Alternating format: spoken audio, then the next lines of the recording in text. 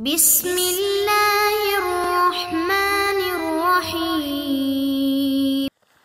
اعوذ باللہ من الشیطان الرجیم وللہ ما فی السماوات وما فی الارض وکفا باللہ وکیلا۔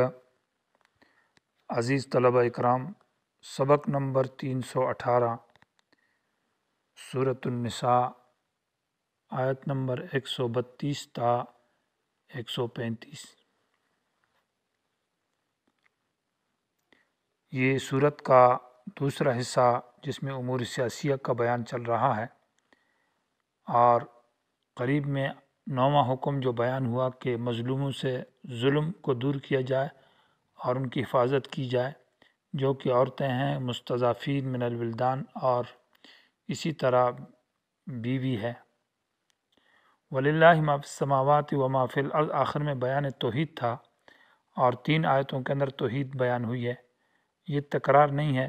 پہلی آیت کا مطلب یہ ہے کہ مالک اللہ ہے، اور اللہ کے لیے تقوی اختیار کرو، اللہ نے تمہیں وصیت کی ہے تقوی کی۔ دوسری آیت میں یہ ذکر ہے کہ اللہ مالک ہے اور بادشاہ بھی اللہ ہے۔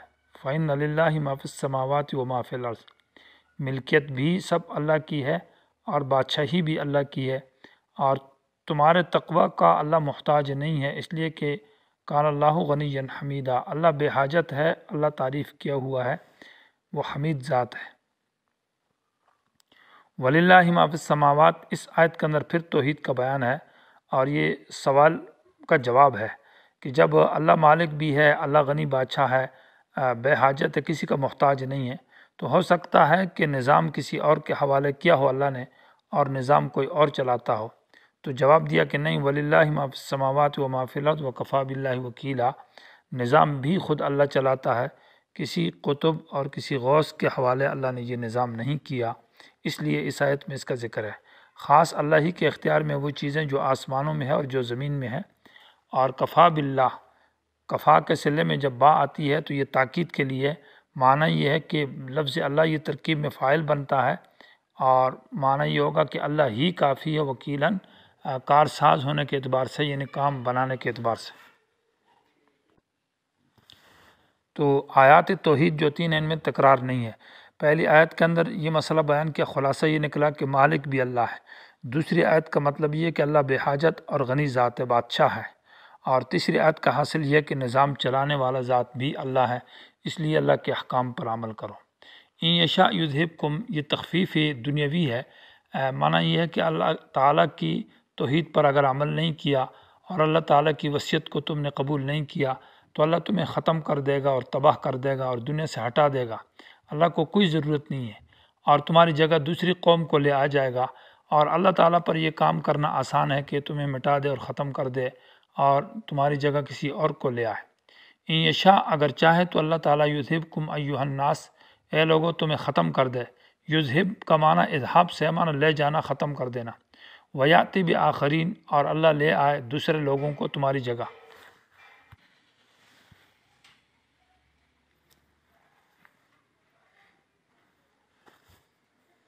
سبق دی گڑبڑ کٹول۔ من کان یرید ثواب الدنیا، جو شخص صرف دنیا کا بدلہ چاہتا ہے تو اللہ کے پاس دنیا اور آخرت دونوں کا بدلہ ہے، دونوں چیزیں ملتی ہے، اور اللہ تعالیٰ سمیعاً سننے والا ہے باتوں کو، بصیراً تمہارے حالات کو اور تمہارے کاموں کو اللہ دیکھ رہا ہے۔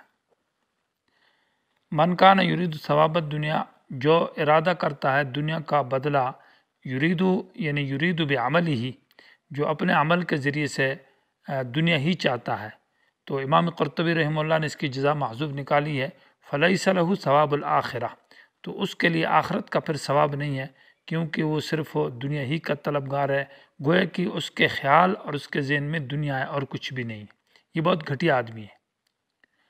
اور بعض حضرات نے اس کی جزا محذوف نکالی ہے، من کان یرید ثواب الدنیا، تو فعند اللہ ثواب الدنیا والآخرۃ فلیرد بہما، کہ جو دنیا چاہتا ہے تو صرف دنیا اس کو نہیں مانگنی چاہیے، بلکہ فلیرد بہما، دنیا اور آخرت دونوں چاہے، اس لیے کہ فعند اللہ ثواب الدنیا والآخرہ، اللہ کے پاس دنیا کا بدلہ بھی ہے اور آخرت بھی ہے، تو جب اللہ پاک کے پاس سب کچھ ہے تو یہ صرف ایک چیز کیوں مانگتا ہے؟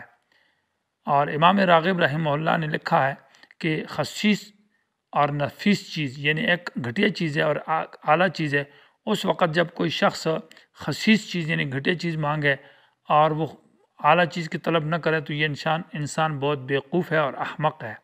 تو ایسے ہی ہے کہ اللہ تبارک و تعالیٰ کے پاس نفیس اعلیٰ چیز آخرت بھی ہے اور خصیص چیز دنیا بھی ہے، اور انسان صرف جو ہے نا دنیا ہی مانگتا ہے، ربنا آتنا فی الدنیا، کہ مجھے دنیا ہی دے دے، دنیا ہی دے دے، وما لہ فی الآخرۃ من خلاق، اور آخرت نہیں مانگتا، تو یہ انتہائی گھٹیا آدمی ہے۔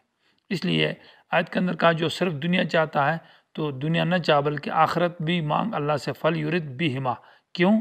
فعند اللہ ثواب الدنیا والآخرہ، اللہ کے پاس آخرت اور دنیا دونوں کا بدلہ اور درجہ ہے، وکان اللہ سمیعا بصیرا۔ یا ایھا الذین آمنوا، یہ اس حصہ جو دوسرا ہے اس کی آخری آیت ہے، اور اس آیت کے اندر گویا کہ قریب آیت کے ساتھ اس کا ربط یہ ہے کہ دنیا اور آخرت دونوں کیسے ملے گی۔ یہ جو من کان یرید ثواب الدنیا، کہ انسان کو دنیا بھی ملے اور آخرت بھی ملے، تو وہ تین کام کرے، قیام بالقسط اور شہداء اللہ اور ترک الہوا، یعنی حق پر قائم رہے، حقوق اللہ اور حقوق العباد دونوں کو ادا کرے، اور اللہ کے لیے بیان کرے اور حق گواہی دے، اور ترک الہوا یعنی خواہش پرستی کو چھوڑ دے، تو اللہ تعالیٰ اس کو دنیا بھی دے گا اور آخرت بھی دے گا۔ یہ تو قریب کے ساتھ آیت کا ربط ہے۔ جبکہ اس آیت کا آخری یعنی گویا کہ حصے کا آخری ہے، تو یہ ایک ماقبل کے سوال کا ایک جواب ہے کہ ماقبل میں جن احکام شریعہ کا ذکر ہوا، تو کیا ان احکام شریعہ جو صورت کے اندر ہے نظام کے شرعی حوالے سے، ابھی تک 18 اصول جو صورت کے ابتدا میں ذکر ہے اور 8 اصول پھر بعد میں دوسرے حصے میں ذکر ہے جن کی تفصیل ماقبل میں گزر چکی ہے، تو ان احکام کے اوپر کسی کا لحاظ رکھنا جائز ہے اور اس میں کسی غریب کا، تو جواب دیا کہ اس میں کسی کا لحاظ نہ رکھا جائے کہ ان احکام پر عمل کرنے کے لیے، بلکہ حق بات کا لحاظ رکھا جائے، نہ اپنوں کا لحاظ رکھا جائے، نہ غریبوں کا اور نہ امیروں کا، اور نہ خواہش پرستی کی جائے بلکہ حق پرستی ہو۔ ہاں، جب رعایتیں یعنی خواہش پرستی کی وجہ سے جب انسان کے اندر موجود ہوگی تو پھر انسان جو ہے نا حق سے رہ جائے گا۔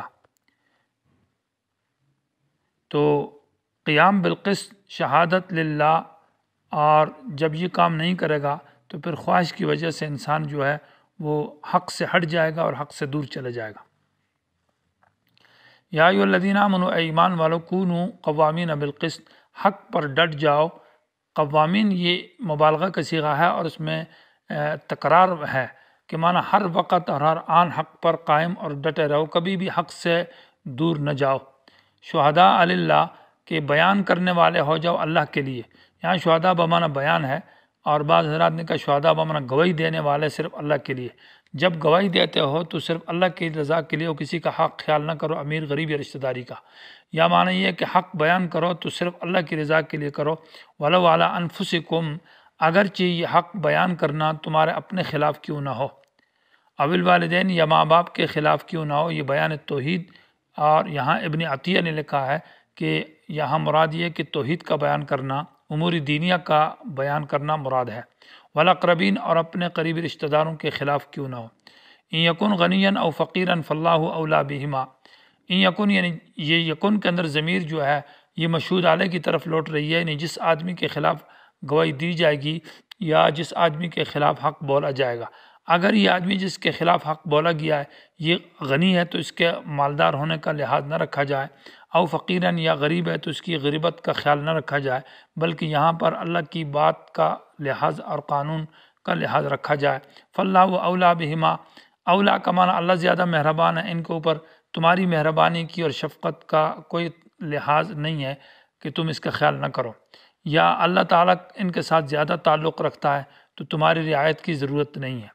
فلا تتبعوا الہویٰ ان تعدلوا، خواہش کی پیچھے نہ جاؤ، کیونکہ خواہش پرستی کے پیچھے جب انسان جائے گا تو ان تعدلوا معنی وہ پھر حق سے، انصاف سے ہٹ جاؤ گے۔ ان تعدلوا اصل میں تھا لئلا تعدلوا، کوفیہ کے مذہب میں یہ لا مقدر ہے، اور عدول کہتے ہیں معنی تجاوز کرنے کو، تو اگر خواہش پرستی کے پیچھے جاؤ گے تو تم حق سے ہٹ جاؤ گے۔ یا یہ ہے کہ بصریہ کے نزدیک یہ ان تعدلوا کراہیت ان تعدلوا ہے کہ خواہش پرستی کی تابعداری نہ کرو اس وجہ سے کہ اللہ برا سمجھتا ہے حق سے پھر جانے کو۔ وَإِن تَلْوُوا أَوْ تُعْرِضُوا فَإِنَّ اللَّهَ كَانَ بِمَا تَعْمَلُونَ خَبِيرًا۔ یہ حکم جو ہے، خطاب جو ہے نا، یہ بادشاہوں کو ہے، ججوں کو ہے، بڑوں کو جو فیصلہ کرنے والے۔ جب فیصلہ کر دیا جائے تو اس کے بعد جج جو ہے نا وہ کسی کی سچی گواہی سے ہیر پھیر کرتا ہے یا بالکل اعراض کرتا ہے، فیصلہ اس کے خلاف لکھتا ہے، تو ایسا نہیں کرنا چاہیے۔ وَإِن تَلْوُوا، اگر تم گردنیں پھیرتے ہو یا زبانوں کو پھیرتے ہو اور جھوٹ بولتے ہو، او تعرضوا، یا بالکل حق بات سے اعراض کرتے ہو یا حق فیصلے سے اعراض کرتے ہو، تو ایسا نہ کرو۔ فَإِنَّ اللَّهَ كَانَ بِمَا تَعْمَلُونَ خَبِيرًا۔ اللہ تعالیٰ جو کچھ بھی تم کام کرتے ہو، اللہ تعالیٰ ان سے پوری طرح باخبر ہے۔ اللہ تعالیٰ سزا دے گا اگر حق میں ہیری پھیری کی۔ تلو کا معنی ہے کہ بات کو مروڑ کر پیش کرنا، اس میں جھوٹ بولنا، حق بات سے اس میں ہیلا بازی کرنا، یعنی اس میں ہیلا بازی کر کے ہیر پھیر کر گھما کر بات کرنا۔ اور تورزو کا معنی بالکل صراحتاً اس سے اعراض کرنا۔